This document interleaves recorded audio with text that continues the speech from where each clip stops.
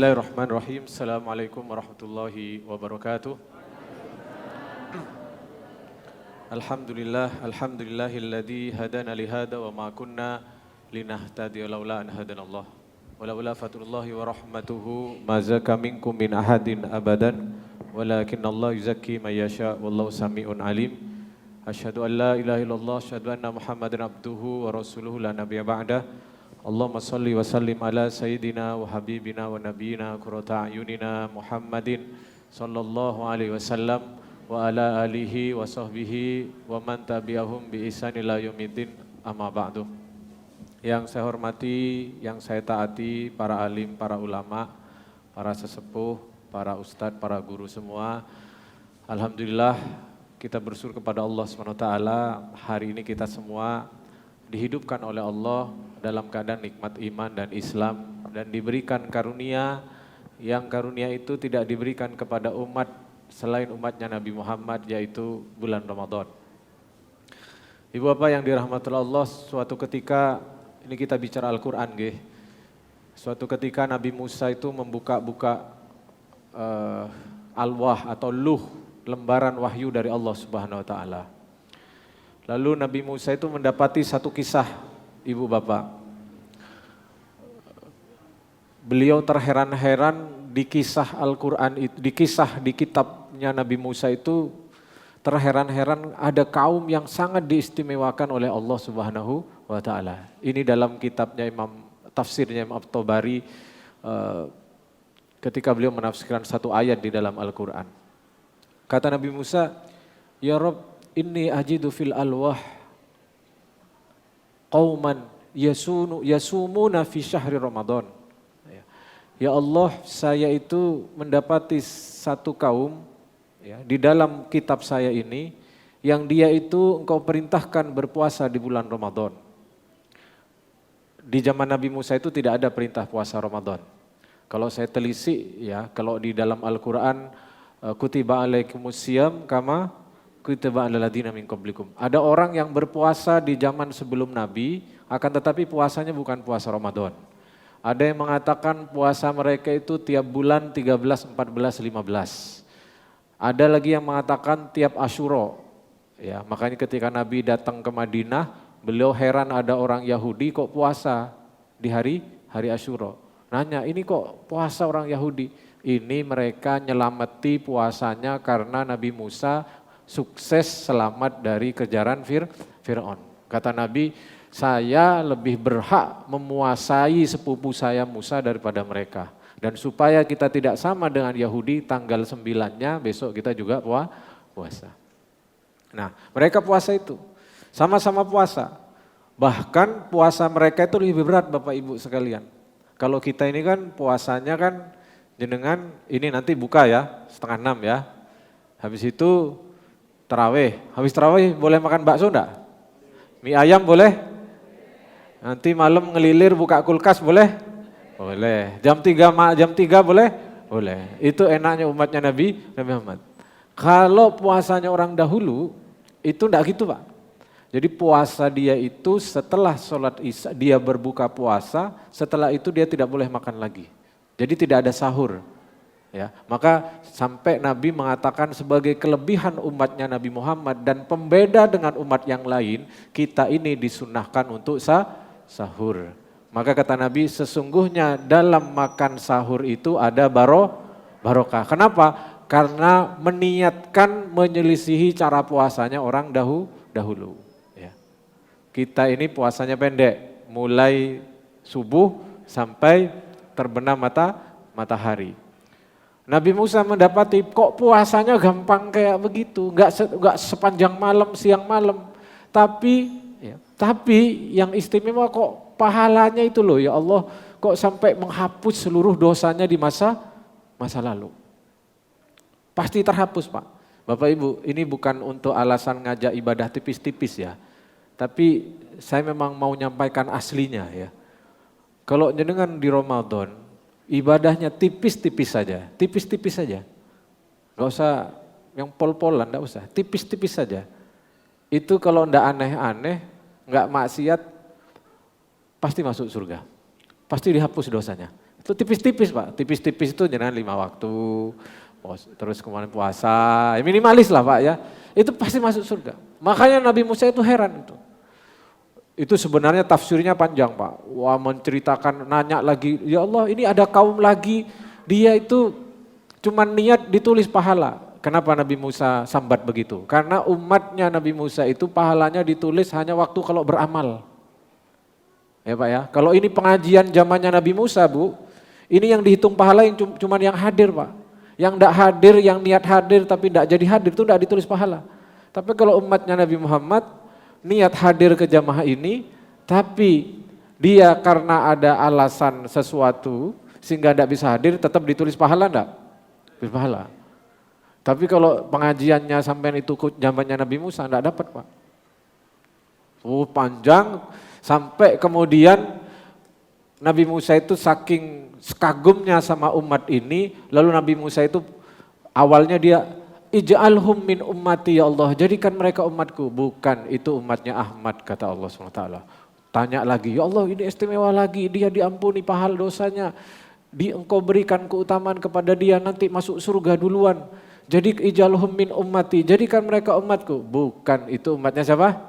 Ahmad. Terus begitu sampai kemudian Nabi Musa itu terakhir kalau gitu ya Allah ij'alni min ummati Ahmad. Kalau gitu saya saja jadikan umatnya Nabi Muhammad. Maka kemudian turunlah ayat, ya Musa innistofaituka birisalati wa bikalami fakhud ma ataituka wa kum minasy syakirin. Sudahlah Musa kata Allah, kamu itu sudah diberikan kemampuan, keistimewaan bisa bercakap-cakap denganku. Aku berikan wahyu kepadamu. Ambil apa yang sudah aku berikan dan jadilah hamba yang bersyukur. Coba Bu, Pak. Nabi Musa iri ke orang model-model kayak begini nih Pak. Bukan karena kitanya Pak, tapi karena kanjeng Nabi Muhammad sallallahu alaihi wasallam. Allahumma shalli ala sayyidina Muhammad. Nah, keistimewaan Nabi Muhammad itu adalah beliau diberikan Al-Quran, ya. Hudal linnas wa bayyinatin minal huda wal furqan. Bayyinatin minal huda, petunjuk ya, penjelas di antara penjelas-penjelas yang lain, yaitu apa? Kitab-kitab sebelumnya. Wal furqan, dan menjadi pembeda juga karena ada syariat-syariat dimansuh oleh Al-Quran yang disempurnakan sesuai dengan kita semua Bapak Ibu. Nah, dulu waktu saya kecil Pak, itu guru agama saya waktu bilang mukjizatnya Nabi Musa membelah lautan, gitu. Ya Dek ya. Mukjizatnya Nabi Isa apa? Menghidupkan orang mati. Gitu. Mukjizatnya Nabi Muhammad Al-Quran. Kita tuh bingung, kok Al-Quran? Yang lain tuh hebat-hebat itu kan, ya sakti-sakti, kok Nabi Muhammad kok Al-Quran? Gitu.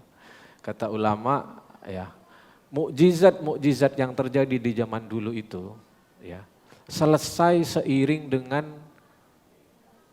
nabinya sudah tidak ada. Ya. Zamannya sudah selesai, ya mukjizatnya selesai. Tapi kalau Al-Quran, nabinya sudah meninggal dunia, akan tetapi petunjuknya sampai hari ini Bapak Ibu. Itulah mukjizat dari Rasulullah SAW. Nah kita bicara Al-Quran Pak ya, waktu saya ini jam 5 sampai 1:15.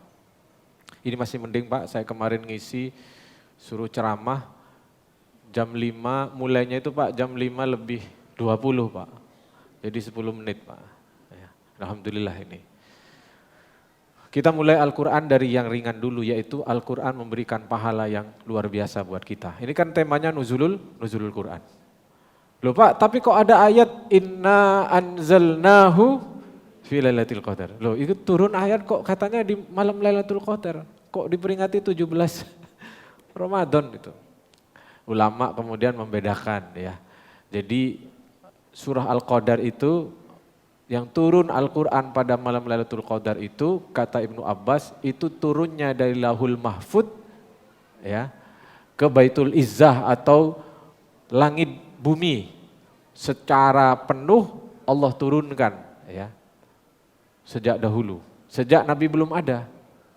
Jadi Al-Quran diturunkan dari Lauhul Mahfud ya, ke Baitul Izzah itu, ke langit bumi itu di malam Lailatul Qadar. Lalu Al-Quran turun ke Rasulullah SAW melalui malaikat Jibril dengan peristiwa Nabi di Gua Hiro, itu secara sejarah, meskipun nanti kalau kita lihat sejarah itu berbeda-beda tanggal persisnya, sejarah yang kita pahami adalah malam tanggal 17 Ramadan. Ya. Jadi turunnya ke Rasulullah surah Al-Alaq 1-5 itu malam 17 Ramadan yang kita peringati nuzulul Quran. Turunnya Al-Quran dari Lauhul Mahfudz ke langit bumi, ya, kontan, ya, yang kemudian nanti dicicil kepada Rasulullah SAW, itu di malam Lailatul Qadar. Jadi tidak ada yang salah, ya, sama ya keduanya. Itu menurut Ibnu Abbas. Ya. Nah, ibu bapak yang dirahmati Allah, nah Al-Quran ini mari kita renungi pelan-pelan. Ya. Pertama dari yang paling ringan dulu yaitu keutamaannya. Hadis yang paling sering kita hafal, adik-adik mungkin hafal, Rasulullah SAW bersabda, Iqra'ul Qur'an fa innahu ya'ti yaumal qiyamah syafi'an li ashabihi. Bacalah Al-Quran karena sesungguhnya nanti di hari kiamat dia akan datang memberi syafaat kepada siapa? Sahabatnya. Akan memberi syafaat kepada sahabatnya. Siapa sahabat Al-Quran? Kita gampang membayangkan saja kalau jenengan punya sahabat, biasanya kalau enggak ada dicari, betul enggak Bu? Kalau lagi bersama dia, itu waktu terasa pendek, betul enggak? Kalau dengan sahabat yang sejati. Nah kalau Al-Quran sudah sampai di level itu pada kita, meskipun ya kita belum sampai kepada hamilul Quran, menghafal Al-Quran, ibu bapak yang dirahmati Allah SWT, tapi kalau kita sehari saja tidak berjumpa Quran, kita rindu dengannya. Lalu ketika kita membaca Al-Quran, kita senang, kita nikmat dengannya, insya Allah dia menjadi sahabat dan kelak dia akan datang berikan syafaat kepada kita.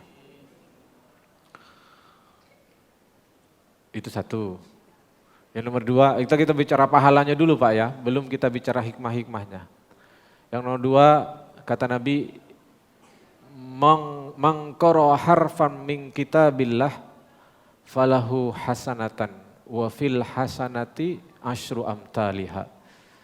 Barang siapa yang membaca satu huruf di dalam Al-Quran, maka dia mendapat satu kebaikan. Dan satu kebaikan itu dilipat gandakan menjadi 10. Dalam riwayat yang lain di bulan Ramadan dilipat gandakan menjadi 70. Yang sunnah dipahalai wajib, yang wajib dilipat gandakan jadi 70. Itulah keistimewaan bulan Ramadan. Ya. Maka satu huruf 10 kebaikan. Wala aqulu alif lam mim harfan, kata Nabi. Dan aku tidak mengatakan alif lam mim itu satu huruf. Walakin alif harfan, lam harfan, dan mim itu satu huruf. Aku tidak mengatakan alif lam mim itu satu huruf, akan tetapi alif itu satu huruf, lam satu huruf, mim satu huruf. Jadi kalau jenengan membaca bareng-bareng, ayo 1, 2, 3, alif lam mim, dapat berapa?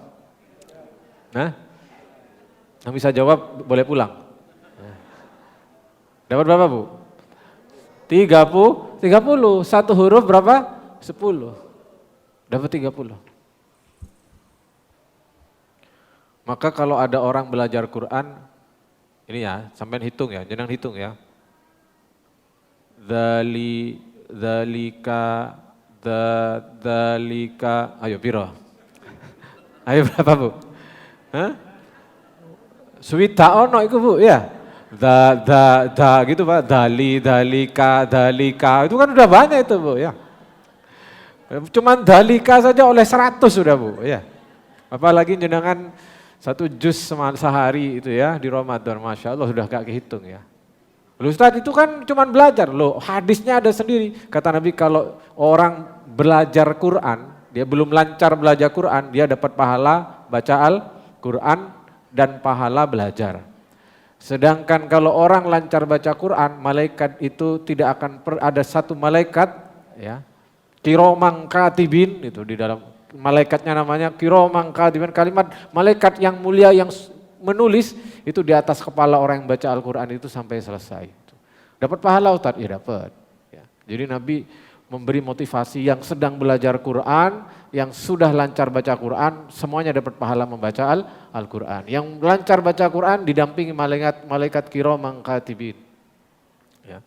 Yang lagi belajar dapat pahala yang sama. Tadi itu Bu, ya. Jadi dengan dalika, dali itu 100 itu. Lumayan ya. Sampai ulang-ulang saja itu ya. Baik.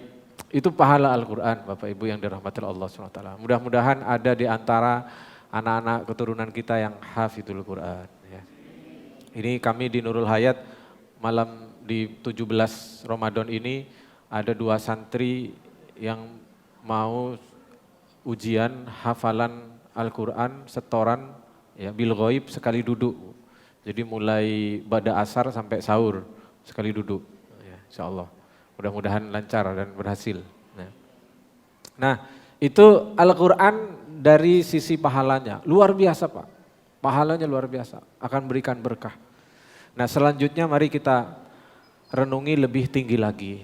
Karena kalau cuma nyari pahala, ya, rasa kepada Al-Quran saat membacanya itu kurang Pak.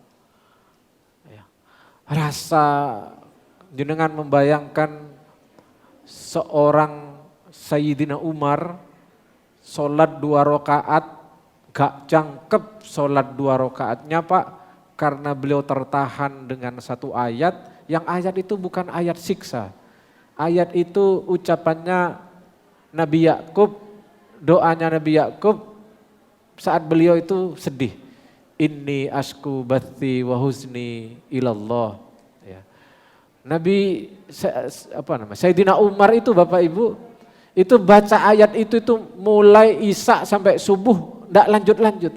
Artinya ini asku bathi wa huzni ilallah itu artinya sesungguhnya aku mengadukan kesedihan dan kesusahanku kepada Allah. Nah itu kalau cuma cari pahala tidak bisa kayak gitu Pak.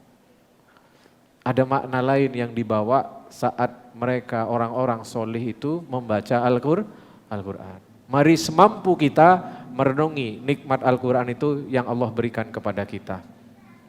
Ibu Bapak, Al-Quran itu apa? Halo? Al-Quran itu apa? Kitab suci. Sun Gokong ke barat mencari kitab suci. Ya, kitab suci ya. Kalam Allah ya. Firman Allah Subhanahu wa taala. Dan yang karena kemurahannya, sekali lagi, karena kemurahannya Allah berbicara, berdialog dengan kita menggunakan bahasa yang kita pahami. Padahal Allah juga berdialog dengan daun, betul enggak? Allah berdialog dengan malaikat. Allah berdialog dengan makhluk-makhluknya semua. Yang hanya Allah yang tahu bagaimana bahasanya. Akan tetapi ketika Al-Quran itu diberikan kepada kita, Rob kita, Rabbul Alamin, pencipta alam semesta ini, menggunakan bahasa yang kita pahami Pak. Sehingga kita merasa akal kita menangkap, perasaan kita terbawa dan tersentuh Pak. Itu kemurahan Allah Pak. Samalah kayak ibu, ini guru di sini ada guru TK ya. Guru TK itu kalau ngomong sama suaminya biasa, mas, iki mas. Tapi kalau lagi ngomong sama muridnya, lain enggak Bu? Lain, gimana? Halo, gitu kan ya, anak-anak gitu kan. Itu kenapa begitu Pak? Kenapa seorang guru kemudian ngomong ke muridnya dengan cara begitu? Supaya dipahami, ya kan? Ya, karena saking empatinya kepada sang murid, dia menurunkan gaya bahasanya si guru ini yang biasanya ngomong mbek bojone mas, kono mas, biasa gaya orang dewasa, tapi ketika bicara dengan anak kecil, sang guru itu berbicara dengan bahasa sang anak. Begitulah Allah saking sayangnya kepada kita, Allah berdialog dengan kita dengan dialog yang bisa kita pahami dengan akal dan hati kita. Sehingga kita bisa nangis dengan Al-Quran, sehingga kita bisa bahagia dengan Al-Quran Bapak Ibu yang dirahmati oleh Allah Subhanahu wa taala. Itu keistimewaan Pak. Yang kalau kita tidak merenungkannya, sekali lagi ya, yang kalau jenengan sama saya tidak merenungkannya secara sungguh-sungguh, karena bahasanya mirip buku-buku yang lain, ya, karena bahasanya mirip dengan bahasa kitab-kitab yang lain bahasa Arab, kemudian kita lihat Al-Quran itu tidak jauh beda dengan bacaan-bacaan biasa. Ya. Kita lihat Al-Quran itu kita samakan dengan buku-buku yang berdempet dengannya di rak lemari kita. Karena bacaannya, isinya, bahasanya sama dengan buku-buku yang lain yang kita baca. Meskipun secara sastra berbeda. Maka kita harus kembalikan Pak. Kalau Al-Quran Allah SWT berbicara dengan bahasa kita, itu karena semata-mata kemurahannya. Karena Allah menggunakan bahasanya ke makhluknya yang lain Pak. Karena Allah yang menciptakan semuanya. Itu satu. Jangan sampai kita kemudian melihat Al-Quran itu seperti bacaan-bacaan biasa yang lain. Yang harus dilihat keistimewaannya itu bukan lembaran kertas yang kita baca itu Pak. Tapi dari siapa itu disampaikan. Dari Allah Subhanahu wa Ta'ala. Baik, itu satu. Kemudian mari kita renungkan Al-Quran bagaimana menggambarkan istimewanya Al-Quran ini Pak. Ya. Ada satu ayat yang bunyinya lau anna Qur'anan suyirat bihil jibalu au qutti'at bihil ardu au kullima bihil mauta. Ya. Seandainya ada bacaan yang kalau itu bacaan itu diucapkan maka gunung-gunung itu akan hancur, bumi akan terbelah, makhluk-makhluk manusia-manusia yang mati itu bisa hidup lagi, maka itulah bacaan Al-Quran. Akan tetapi Allah mengatur. Ini gambaran yang diberikan Al-Quran. Kalau benar-benar Al-Quran itu direnungi dan dilihat betul, maka gunung itu bisa hancur Pak, bumi itu bisa hancur. Ya. Karena saking terpesonanya, kagumnya dengan yang mengungkapkan itu atau yang menyampaikan itu siapa? Allah Subhanahu wa Ta'ala. Kalau kita kan baca Quran masih ngopi bisa Pak ya. Tapi Allah Subhanahu wa Ta'ala menggambarkan kalau benar-benar itu jernih, itu bisa kayak begitu. Di ayat yang lain kan Allah Subhanahu wa Ta'ala menawarkan amanah kepada langit dan bumi dan mereka semua tidak mau ya. Itu menjelaskan betapa agungnya Al-Quran.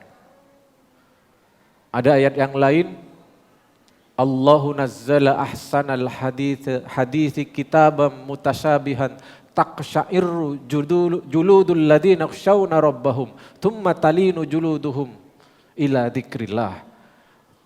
Ayat Allah berfirman di dalam Al-Quran, Allah menurunkan sebaik-baik kalimat, yaitu apa? Al-Quran. Taqsya'irru juludul ladhina yakhshawna rabbahum. Bergoncang-goncang hatinya orang yang takut kepada Allah Subhanahu wa Ta'ala. Jadi kalau jenengan ngukun Al-Quran terus kok biasa saja, itu bukan berarti Al-Quran itu biasa saja. Karena ada orang yang hatinya bersih, itu kalau membaca Al-Quran itu bergoncang hatinya Pak, pucat wajahnya karena takut kepada Allah Subhanahu wa Ta'ala. Mudah-mudahan kalaupun tidak tiap baca Quran begitu, ada sepanjang umur kita itu ketemu Quran dalam situasi bergoncang hati kita dan ketakutan Pak. Amin ya Rabbal Alamin. Jangan sampai kita menutup usia kita sama sekali tidak pernah bersentuhan dengan Al-Quran dalam situasi hati kita ini bergoncang. Penuh rasa takut dan khauf dan roja kepada Allah Subhanahu wa Ta'ala. Karena itulah situasi ideal yang seharusnya terjadi. Situasi ideal yang seharusnya terjadi jenengan sama saya, setiap ketemu Quran mestinya gitu. Akan tetapi karena kelemahan kita ya dan fadlnya Allah Subhanahu wa Ta'ala ya, kita membaca Al-Quran dalam kondisi kadang lalai saat membacanya, kadang tidak paham artinya. Baik, itu gambaran kemuliaan Al-Quran Bapak Ibu yang dirahmati Allah Subhanahu wa Ta'ala. Ya. Sekarang saya lebih khusus lagi. Nah ini ya, saya harus bertarung fokus antara ceramah saya dengan takjil yang sudah dibagikan ini ya. Ini memang ceramah jam-jam segini berat Pak ya. Jenengan tuh fokusnya itu dengar suara saya sama dengar adzan di HP itu. Ya. Atau fokus lihat wajah saya sama lihat jam. Sampai kebalik-balik, lihat wajah saya lihat jam ada wajah saya ya. Baik, saya akan lebih khusus lagi Pak. Tadi Al-Quran secara umum adalah nikmat yang Allah berikan kepada kita. Secara pahala maupun bagaimana kemurahan Allah SWT. Jenengan baca Quran, saat itulah Anda berdialog dengan Allah Subhanahu wa Ta'ala. Makanya Ibnu Abbas ada orang doa Pak di masjid. Doanya banter. Ya Allah, karuniakan saya hati yang senantiasa cinta kepadamu. Karuniakan saya cintamu ya Allah. Kata Ibnu Abbas dengan orang ini doa dipanggil, Mas sampean kau usah doa ngono. Terus doanya bagaimana? Sampean berdoalah, dimintalah kepada Allah untuk diberi kemampuan mencintai Al-Quran. Karena kalau sampean mencintai Al-Quran berarti sampean mencintai Allah. Dan atau sebaliknya, kalau Allah cinta sama sampean, maka Allah akan buat sampean itu mencintai Al-Quran.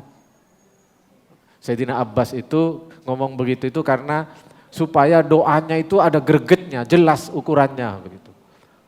Kalau ingin tanda-tanda kita mencintai Allah dan dicintai Allah, maka cintailah Al-Quran. Ya. Sayyidina Utsman pernah mengatakan ya, beliau itu saat mau meninggal dibunuh, itu semalam menghatamkan Al-Quran Pak ya. Kata beliau, lau tahurat qulubukum ma sabiat min kitabillah. Seandainya hati-hati sampean ini bersih, kata Sayyidina Utsman, sampean itu tidak akan pernah bosan dari membaca Al-Quran. Sekarang enggak ya Pak, Al-Quran itu jadi obat tidur ya.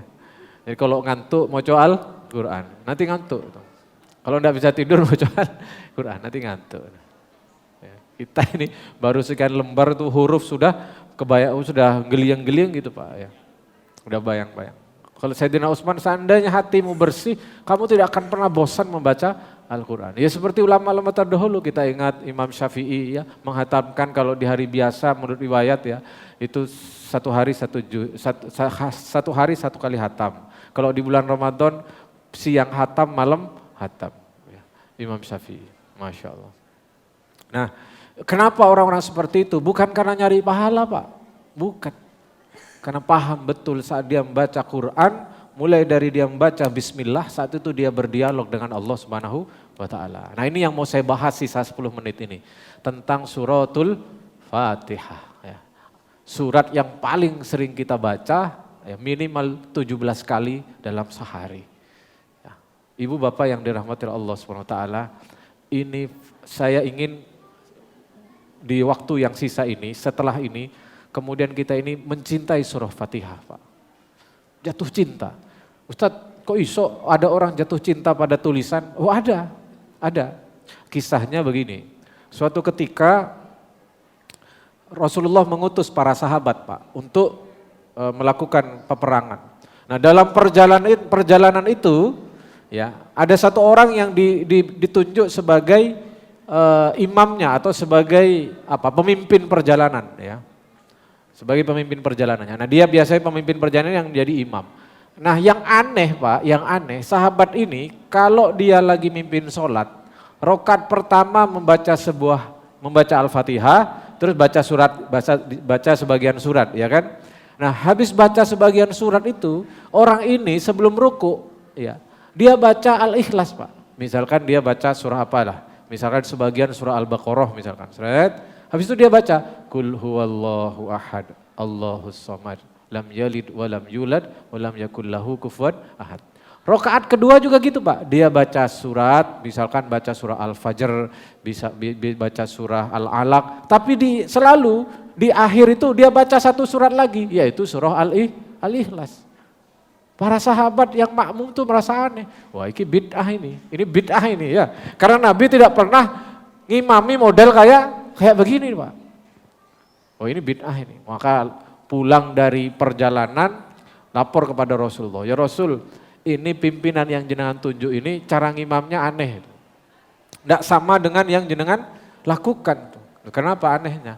Dia itu habis surah Fatihah, baca surat, masih baca Al-Ikhlas. Rakaat kedua juga begitu. Waktu subuh kami dengar baca Al-Ikhlas diakhiri. Waktu maghrib baca Al-Ikhlas. Tapi Al-Ikhlas ini bukan model kita yang Al-Ikhlas saja loh Pak ya. Baca Al-Ikhlas lagi. Ini kan aneh ya Rasul. Kata Nabi, sampean datangi orangnya, tanya. Itulah Rasulullah ya Pak ya. Beliau itu mengajarkan tabayun, ndak angger, oh itu bid'ah, itu salah, itu enggak. Sampean tanya ke orangnya. Datanglah dia ke orangnya, Mas saya diutus oleh Kanjeng Nabi. Suruh nanya, sampean itu kenapa cara ngimamnya enggak sama dengan Rasulullah, kok ono al-ikhlas kok ujung-ujungnya dikai al-ikhlas. Kata dia, ya, li'annaha sifatur rahman wa ana uhibbu an aqra'a biha. Ya, karena dalam al-ikhlas itu ada sifatnya ar-Rahman, sifatnya Allah Subhanahu wa taala. Sifatnya Allah di dalam al-ikhlas itu apa? Ahad, ya. Ahad. As-Somad, lam yalid wa lam yulad, ya. Karena di dalamnya itu ada sifatur Rahman, sifatnya Allah. Saya itu senang nyebut-nyebut sifatnya Allah, itu senang sekali itu. Memuji-muji Allah dengan sifat yang disuka itu aku senang. Makanya saya tidak pernah bisa lepas, mau baca surat apapun pasti saya tutup dengan Al-Ikhlas. Tapi Nabi gak ngono Mas. Yes pokoknya aku senang gitu. Maka dia datang kepada Rasulullah. Ya Rasul, orang itu mengatakan dia baca Al-Ikhlas disebabkan karena dia sudah jatuh cinta kepada surah Al-Ikhlas. Karena jatuh cinta. Nah ini Pak, ini tentang orang yang sudah jatuh cinta kepada salah satu surat. Suratul Ikhlas. Kata Nabi, ya, akhbarahu, kabarkan kepada dia, sesungguhnya Allah juga jatuh cinta kepada dia Pak. Barokahnya karena cinta kepada Al-Quran, salah satu ayat Al-Quran, maka kemudian Allah jatuh cinta kepada orang itu tadi Pak. Kalau jenengan sama sahabat ini kayaknya sama-sama suka Al-Ikhlas ya. Cuman alasannya beda ya. Kalau yang sana itu karena jatuh cinta, yang sini karena ndang mari ndang wis ya. Kul huwaile gitu.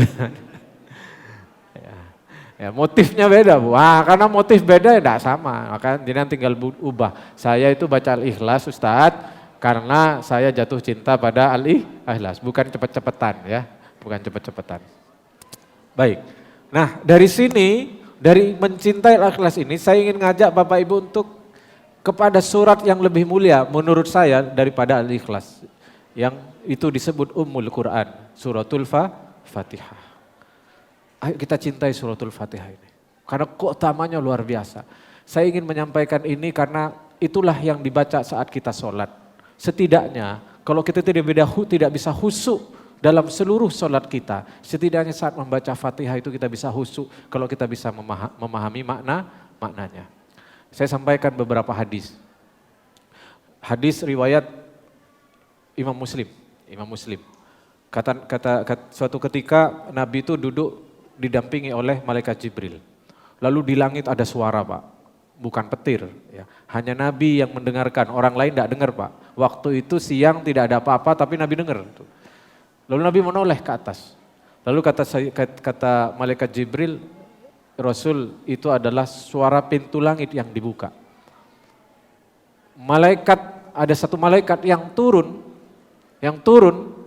yang dia tidak pernah turun sebelumnya, dan tidak akan turun lagi setelahnya, hanya datang menemui engkau. Maka malaikat itu turun menghadap Rasulullah SAW. Setelah mengucapkan salam, dia menyampaikan titipan salam dari Allah SWT. Jadi malaikat ini khusus diutus oleh Allah SWT untuk menyampaikan satu kabar kepada Rasulullah SAW. Kabarnya apa? Ya, malaikat itu berkata bahwa Allah berfirman kepadamu Muhammad, absir binuraini, berikan kabar gembira kepada Muhammad dan kaumnya dengan dua cahaya. Ya. U'tituhuma lam yu'tahuma nabiyan qoblak. Ya. Aku memberikan kedua cahaya ini yang tidak pernah aku berikan cahaya ini kepada nabi sebelummu dan kaum sebelumnya. Jadi Allah memberikan dua cahaya kepada Nabi Muhammad dan umat Nabi Muhammad, jenengan sama saya. Dua cahaya yang tidak diberikan kepada umat sebelumnya. Apa itu? Ada dua. Suratul Fatihah wa khawatim Suratul Baqarah. Surah Al-Fatihah dan ayat terakhir surat Al-Baqarah. Ayat terakhir surah Al-Baqarah apa? Yang jenengan baca itu loh, wirid itu ya. Amanar rasulu bima unzila ilaihi mir rabbihil mu'minun kullun amana billahi wa malaikatihi wa kutubihi wa rusulihi la nufarriqu baina ahadin min rusulihi wa qalu sami'na wa ata'na, dan sampai akhir ya. Itu dua cahaya yang diberikan kepada umat Nabi Muhammad yang tidak diberikan kepada umat yang lain. Lalu ini yang istimewa Pak ya, yang istimewa. Lan taqra'a biharfin bainahuma illa u'tituhu, kata Allah Subhanahu wa taala. Tidaklah engkau dan kaummu membaca satu huruf saja. Al-Fatihah itu jenengan pernah ngitung berapa huruf? Banyak ya. Tidaklah kaummu membaca satu huruf saja dari dua cahaya ini, yaitu surah Fatihah dan Al-Baqarah ayat terakhir, kecuali Allah akan berikan semua permintaannya. Makanya Pak, kalau dari kalangan kita Nahdiyin itu doa itu ya Fatihah itu kan. Di Fatihah ya, nah, anak mokong di Fatihah ya, Fatihah ya itu. Karena itu doa terbaik Pak. Doa yang Allah yang membuatkan, betul enggak? Teksnya siapa yang membuatkan? Allah. Enggak pakai ngarang-ngarang. Allah yang membuatkan teksnya, lalu Allah juga yang memberi stempel kalau dibaca pasti dikabulkan. Kan enak Pak. Enak pol itu, gak perlu ngarang, gak perlu bikin, dibuatkan, lalu langsung stempel. Nek sampean moco, langsung pasti dikabulkan. Terus sampean bondo apa? Bondo cangkem toh. Kata Bapak, bondo cangkem toh. Bondo ngomong toh, tinggal baca, tinggal iman dan baca, pasti dikabulkan. Dan itu istimewa tidak diberikan kepada umat selain umat Nabi Muhammad SAW. Maka karena di Al-Fatihah dan di surah Baqarah terakhir itu doa isinya Pak ya. Wa'fu anna wa'fir lana warhamna anta maulana fansurna al-qaumil kafirin. Minta maaf, minta diampuni. Pasti dikabulkan kalau sampean baca itu. Sampean baca Fatihah, ihdinas siratal mustaqim, pasti dikabulkan. Dan berapa kali kita baca itu? Ya. 17 kali minimal. Jenengan pegang ini Pak. Ini sudah lebih 15 Pak. Sebenarnya ada beberapa hadis yang mau saya sampaikan. Saya biasa komitmen Pak ya. Karena saya diajari Prof. Ali itu harus komitmen gitu ya. Tadi pagi saya dari rumah beliau ya. Silaturahim. Saya langsung ke hadis terakhir saja Pak ya. Yang lain-lain saya lewati. Hadis terakhir itu saya kasih cerita biar enggak ngantuk. Suatu ketika ya, Rasulullah SAW kedatangan tamu Pak. Kedatangan tamu, lalu tamu ini oleh Rasulullah mau dijamu. Karena tidak punya apa-apa, Nabi nyuruh dalamnya itu ya, nyuruh pembantunya untuk datang ke tetangganya. Kebetulan tetangganya orang Yahudi. Sampean coba ke tetangga kita, pinjem makanan-makanan apalah buat disuguhkan ke tamu kita ini. Itu Nabi Pak. Nabi itu mewajibkan dirinya harus menjamu kalau ada tamu ya. Ojo diantem ono banyu putih tok ya, wingi meneh merono maneh ono banyu putih maneh ya. Berarti sampean gak siap Bu ya. Kalau sekali-kali banyu putih itu ya wajar lah, tapi kok namu kok ono banyu putih tok ae itu berarti gak siap ya. Kurang sunnah ya. Nabi itu sampai ngutang Pak ke tetangga ke orang Yahudi. Terus apa kata orang Yahudinya? Dengan angkuh orang Yahudinya bilang, siapa yang mau pinjam? Rasulullah Muhammad. Enggak, Muhammad miskin. Ya, enggak mungkin dia bisa nyaur. Saya enggak mau minjemi. Timbang diutang gak balik. Akhirnya dia datang ke Rasulullah, ya Rasul, tetangga jenengan yang Yahudi itu enggak mau minjemi karena katanya sampean itu tidak akan ngasih, karena sampean enggak punya uang. Memang Nabi itu zuhud ya, waroknya luar biasa. Kata Nabi, Nabi itu gelo Pak, ya Allah, seandainya dia itu mau minjemi, pasti dia akan mendapati aku orang yang paling amanah di Madinah ini. Karena Nabi gelo Pak, turunlah ayat. Ya. Ayat itu bunyinya, walaqad nazzalna ya, sab'am minal matani wal Qur'anal adim. Wala tamuddanna ainaka ila ma matta'na bihim zahratal hayatid dunya. Surat Al-Hijr ayat 86 insyaallah ya. Allah itu menghibur Nabi Muhammad itu tidak mengatakan kamu itu nabi, kamu itu rasul, enggak. Allah itu mengingatkan, ya Muhammad, bukankah aku sudah memberikan kepadamu sab'am minal matani, 7 ayat yang diulang-ulang. Ulama tafsir berbeda, tapi mayoritas mengatakan yang dimaksud itu adalah suratul Fatihah. Coba Pak, Nabi sedih, perkara dinye orang, Allah menghibur dengan surah Al-Fatihah. Bukankah aku sudah memberikan kepadamu dengan surat Al-Fatihah? Ya. Dan janganlah kamu itu, kalau sudah diberi Fatihah, kira-kira begitu Pak, masih sedih melihat orang yang aku berikan kenikmatan dunia kepadanya. Karena kenikmatan dunia yang dia miliki itu masih kalah dengan nikmat surah Fatihah yang aku berikan kepadamu. Allahumma shalli ala sayyidina Muhammad. Sekarang kita renungkan Pak, di mana Al-Fatihah itu sekarang di hati kita? Jangan-jangan hanya lewat di lisan saja. Di mana kita apakah benar-benar merasa Fatihah itu benar-benar adalah nikmat terbesar dari Allah. Kira-kira Pak, kalau kita praktekkan seseorang yang merasakan bahwa Al-Fatihah ini nikmat besar dari Allah SWT, kira-kira begini Pak. Misalkan ya, Bapak kehilangan sepeda motor. Kehilangan sepeda motor, dengan turun dari masjid, terus sepeda motor hilang itu. Sepeda motor. Terus takmir itu bilang, ada apa Pak? Sepeda motor saya hilang Pak. Tenang Pak. Terus takmir ini pakai ayat itu tadi. Bukankah Allah sudah ngasih Al-Fatihah ke sampean itu? Kira-kira responnya sampean gimana? Sampean ngelindur Pak masuk Fatihah. Ulang sepeda motor kok dia ngomong Fatihah sampean. Tapi kalau pakai ayat ini Pak, coba kalau hati kita benar bersih gitu Pak ya. Mencoba memposisikan seperti di posisi Nabi. Itu takmir tadi bilang, Pak, gak apa-apa Pak, sepeda motor hilang Pak. Ya, sementing sampean itu Fatihah tidak hilang dari hati sampean. Mesti nih Pak ya, standar ini Pak ya, saya tidak ngomong asli nih Pak ya. Standar itu sampai itu langsung, iya Masya Allah, Alhamdulillah masih punya Fatihah. Itu standar atasnya Pak, ayo kita kejar ya. Sing ngomong juga belum ya. Sama ya, cuman saya kan cerita Pak ya, kalau cerita itu kan lebih gampang daripada prakteknya ya Pak ya. Ya, jadi Fatihah itu ukurannya hilang sesuatu dalam urusan dunia seperti Nabi itu, ya Nabi itu dihina karena urusan dunia, Allah berikan obatnya, diingatkan bahwa sampean sudah punya Fatihah. Mari kita bawa dalam hidup ini. Sejauh ini mungkin kita belum paham seberapa mulia Al-Fatihah, tapi dari kabar Nabi, dari kabar Allah SWT, Al-Fatihah itu luar biasa Pak, luar biasa.